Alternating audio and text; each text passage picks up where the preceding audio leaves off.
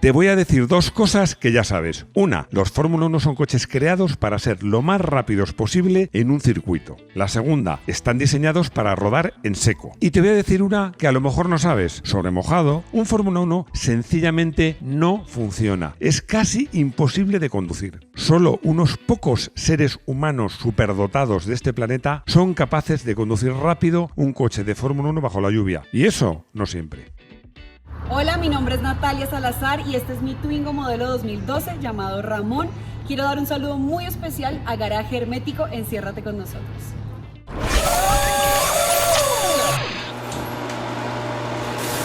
¿Cómo me gustan las carreras en mojado? Sobre todo correrlas, pero también verlas. Y pensé hacer un vídeo de carreras en mojado, pero después de ver el último Gran Premio de Bélgica, el de 2023, pensé, no voy a hacer un vídeo sobre cómo se conduce un coche de carreras en mojado. No. Voy a hacer un vídeo de cómo se conduce un Fórmula 1 en mojado, porque no es lo mismo. Porque conducir en mojado un turismo de competición, un gran turismo, un coche de resistencia o incluso fórmulas como un Fórmula 3 o un Fórmula 2 es muy difícil. Muy difícil, pero un Fórmula 1 es casi imposible. ¿Por qué? Por muchos motivos. Te lo voy a contar todos, pero en una secuencia lógica. Born to be fast. Esto ya lo sabéis. ¿Cuál es el objetivo de un ingeniero al diseñar un coche de Fórmula 1? Que sea lo más rápido posible. Diréis, bueno, y que sea fiable. Claro, para ser lo más rápido posible. Bueno, y que cuide los neumáticos. Claro, para ser lo más rápido posible. Me digáis lo que me digáis, la respuesta va a ser siempre la misma. Ya sea una vuelta o en una tanda larga o una carrera, los Fórmula 1 están diseñados para ser lo más rápido posible. Por cierto, el que sea un coche fácil de conducir no entra en la ecuación de los ingenieros. Y las carreras son mayoritariamente, por mucha diferencia, en seco. Por muchos motivos. ¿Por el cambio climático? Probablemente. También yo creo que por el incremento del reglamento, nuevos circuitos, nuevos países, fechas en las que no llueve, pero el hecho es que las carreras se disputan mayoritariamente en seco y los ingenieros diseñan los coches para ser rápidos en seco. Hacer un Fórmula 1 muy rápido. Para que un Fórmula 1 sea rápido, ¿qué hace falta? Pues diréis, bueno, pues un buen motor térmico, por supuesto. Un sistema de recuperación híbrido que vaya muy bien, por supuesto. Un buen chasis, unos buenos frenos. Bueno, pero es que en todas estas cosas que he dicho, el reglamento es muy estricto. Y la verdad es que a día de hoy las diferencias en estas cosas que os he citado son muy pequeñas. Fijaos en una cosa, el equipo Red Bull y el equipo Alfa Tauri comparten motor Honda, ¿verdad? Ferrari, Alfa Romeo y Haas comparten motor Ferrari. Mercedes, Aston Martin y Williams comparten motor Mercedes. Y fijaos la diferencia de prestaciones que hay entre unos coches y otros. Es decir, realmente el motor no discrimina tanto. Y la conclusión es, si algo tan importante como el motor, como habéis visto, no discrimina tanto, no provoca diferencia de prestaciones tan importantes entre unos coches y otros, ¿qué es lo que discrimina? Seguro que lo estáis pensando lo mismo que yo, está claro, la aerodinámica. Aerodinámica, progresión geométrica. Voy a comenzar esta parte por una anécdota. No voy a citar el piloto, pero era un piloto buenísimo y es que pasó de los turismos a los monoplazas. Y en su primera sesión de entrenamientos, un monoplaza con alerones, obviamente con mucho apoyo aerodinámico, había una curva que se le atragantaba, porque él entraba en tercera casi a fondo y le costaba entrar. Y cuando llega a boxes, pues se cogió al ingeniero y le dijo, claro, es que entras en tercera y hay que entrar en cuarta a fondo. ¿Por qué?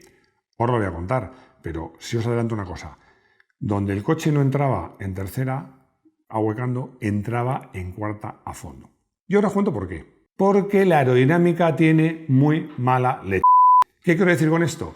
Pues que crece en progresión geométrica, no aritmética. Es decir, el apoyo aerodinámico de un coche a 200 es mucho más del doble que a 100. Y a 300 mucho más que un 50% que a 100. Por eso pasa que un coche en una curva despacio no entra y deprisa sí. Me encanta el circuito de Spa porque en toda esa zona de August y el Radillon hay una toma frontal que se ve como entran a fondo, en seco, claro, cómo la aerodinámica pega el coche al suelo. Es una maravilla y te das cuenta de lo importante que es la aerodinámica en la Fórmula 1 actual.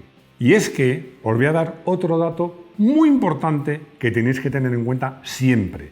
Los tiempos se hacen en las curvas rápidas, no en las curvas lentas. En una curva lenta, bueno, puedes perder un poquito de tiempo, pero como es lenta y es cortita, no es tan grave. Pero una curva rápida, entrar rápido en esa curva significa que la recta anterior puedes ir más rápido, que esa curva rápida y por tanto larga vas a hacerla más deprisa y que en la siguiente recta vas a entrar más deprisa. Y ahí se marcan las diferencias.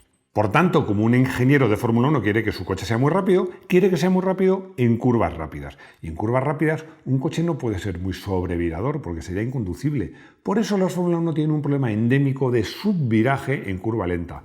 Es que los coches son tremendamente subviradores, desesperadamente subviradores. Ojo, no penséis en Mónaco, porque en Mónaco todo el circuito es muy lento y tú regulas el coche para curvas lentas. Pero en circuitos donde hay curvas rápidas y lentas, por ejemplo, he dicho el caso de Spa, es que podéis ver en la curva cerrada que antecede a August y a Radillon cómo los coches se van de morro, subviran de una forma increíble. Los Fórmula 1 subviran mucho, incluso en seco, para que sean rápidos en curva rápida. Llega el agua y llueve. ¿Y qué pasa cuando llueve? Que la adherencia es mucho, mucho más baja. ¿Y qué pasa cuando la adherencia es mucho más baja? Que vas mucho más despacio. ¿Y qué pasa en un Fórmula 1 cuando vas mucho más despacio? Muy sencillo, la aerodinámica no funciona. ¿Y qué pasa en un Fórmula 1 cuando la aerodinámica no funciona? Que un Fórmula 1 pasa de ser una refinada y equilibrada máquina de ir rápido a ser un coche muy brusco, muy rígido, que le cuesta entrar en la curva y que cuando por fin entra, sobrevira mucho. ¿Y qué pasa cuando un Fórmula 1 sobrevira mucho, sobre todo en mojado? Cuando un Fórmula 1 en mojado sobrevira mucho, no hay Dios que se haga con él. ¿Lo habéis visto? ¿Lo habéis visto? Bueno, hay superdotados como Max que consiguen hacerse con él, pero generalmente cuando un Fórmula 1 en mojado pierdes, como se dice en el argot, pierdes el culo, la cosa acaba en trompo o contra las protecciones. En un turismo, o incluso en un coche de gran turismo, ir de lado es posible. Bueno, incluso en una tracción delantera. Yo tengo una foto con el Hyundai Coupé yendo de lado en la hípica. Pero en un Fórmula 2 o en un Fórmula 3 es muy, muy, muy difícil. Pero es que en una actual Fórmula 1 es prácticamente imposible ir con el coche de lado. Cuando se va el coche, se va del todo. Y en mojado, pues todavía más. Reglajes de mojado.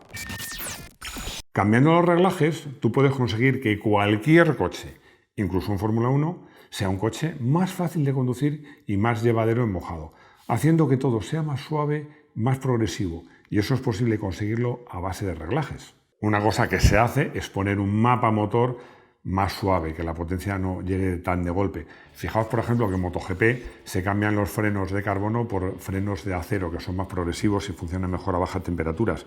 Puedes subir el coche, ablandar la suspensión. Por ejemplo, en un turismo, a mí me pasó conduciendo que estaba la pista inundada y iba con el Hyundai Coupé, que lo que llegamos a hacer fue desconectar la estabilizadora trasera para que el tren trasero se agarrara más. O sea, que a base de reglajes puedes hacer al coche más conducible.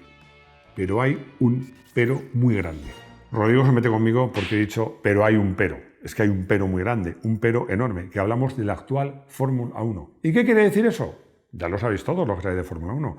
Cuando tú metes al coche en parque cerrado, es decir, que no es en parque cerrado, es en el box, pero llega un momento que no puedes tocar el coche, no puedes cambiar los reglajes. Con lo cual, no puedes coger, como se hacía antiguamente, decir, esta sesión es de mojado, reglajes de mojado. Y si mañana no llueve, cambiamos los reglajes. No lo puedes hacer. Tú tienes que pensar, si la carrera va a ser en seco, te jorobas, por no decir otra cosa peor, y haces los entrenamientos e incluso las clasificaciones con reglajes de seco, porque la carrera va a ser en seco y es lo que te importa. Eso es clave para conseguir que, ¿cuál es el efecto que tiene? Que los Fórmula 1 de ahora, que ya de por sí son difíciles de conducir en mojado, con reglajes básicamente de seco, todavía más. Llueve mucho.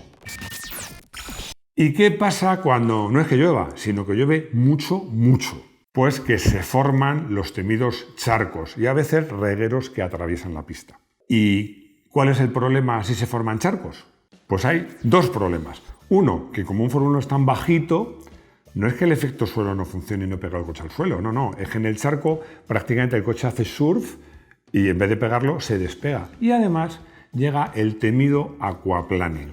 ¿Y qué es el aquaplaning? Muy sencillo, Cuando los neumáticos no les da tiempo, a pesar del dibujo que tienen, a evacuar el agua y entonces llegan a perder el contacto con el asfalto. Es decir, entre el neumático y el asfalto hay una lámina de agua. Eso pasa más con coches ligeros y con ruedas anchas. Y los Fórmula 1 son, para que sean más pesados, coches ligeros y con ruedas muy anchas. La penúltima pregunta, ¿y qué pasa si los neumáticos no tocan el asfalto? Cuando las ruedas, en un Fórmula 1 y en cualquier coche, no tocan el asfalto porque hay aquaplaning y van sobre el agua, el coche ni gira, ni frena, ni acelera. Se deja ir por la inercia. Hacia donde estuviera apuntando, cuando hace aquaplaning, es hacia donde va a ir. Que además, por la ley de Murphy, indefectiblemente es un guardarraíl o una puzolana en la que te vas a quedar y no vas a salir. ¿Y puede ser peor? Sí, puede ser peor. ¡Que no veo! Porque otro problema de la conducción en agua es la visibilidad. Y me diréis, bueno, eso pasa en todas las categorías. Sí, pero en los Fórmula 1 más. ¿Por qué? Por muchos motivos. Porque van muy bajitos, porque tienen ruedas muy anchas y porque tienen la aerodinámica y esos alerones hace que el agua, una vez ha pasado el coche, hay un vacío, se levanta y se produce ese spray que, como veis, la estela que deja en Fórmula 1 es impresionante. Y el que va detrás no ve nada de nada. Te hablo que ves poco si vas detrás de un coche. Si vas detrás de 2, 3, 4, 5 o 19, entonces sí que no ves nada. La verdad es que os voy a hacer una confesión ya a nivel personal.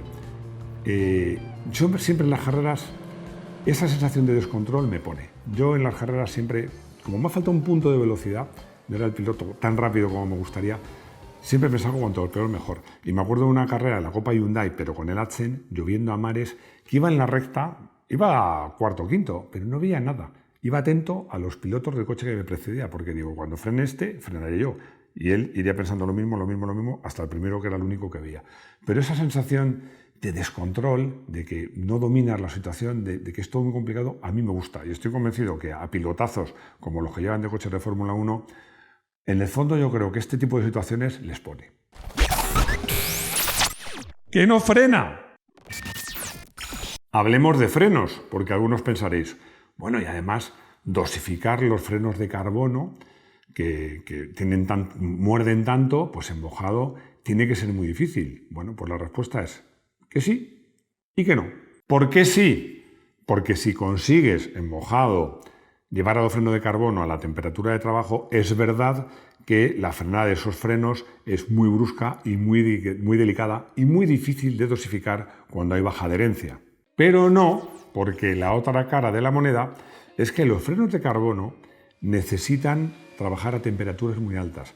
Y en mojado se dan dos circunstancias. Una, que las frenadas son mucho menos bruscas, obviamente, porque van más despacio y la frenada es mucho más progresiva. Y dos, que la propia agua los refrigera. Entonces no llegan a alcanzar la temperatura. De hecho, en el Gran Premio que estaba citando, en Spa, Max se decía, se me están durmiendo los frenos. Quería decir que es que no conseguía llevarlos a temperatura y el coche no frenaba. Os recuerdo otra vez que en MotoGP, cuando llueve, se quitan los frenos de carbono y se ponen frenos de acero.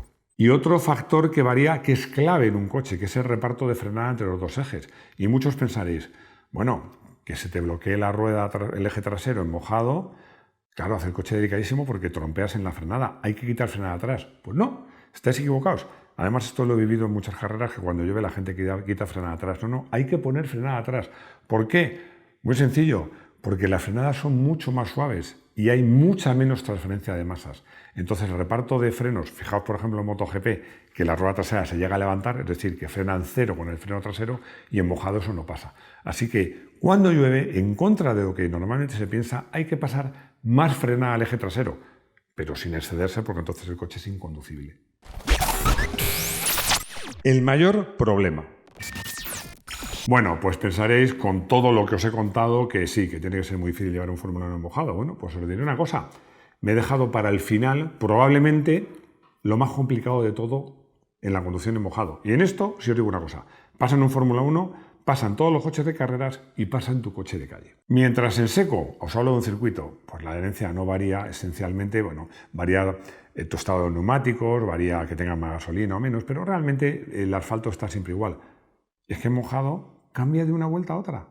Cambia de 1 centímetro a otro. Si hay un charco, a 20 centímetros, si lo pisas, agarra mucho menos que si no lo pisas.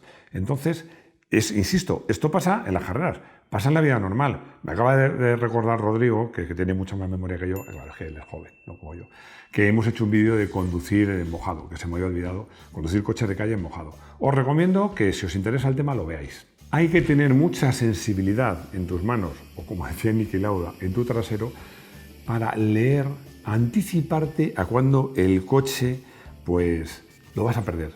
Va a empezar a deslizar, pero claro, como os digo, cambia no de curva a curva, de metro a metro, de vuelta a vuelta. Hablemos de conducción. ¿Qué hace falta para ser un piloto rápido en mojado?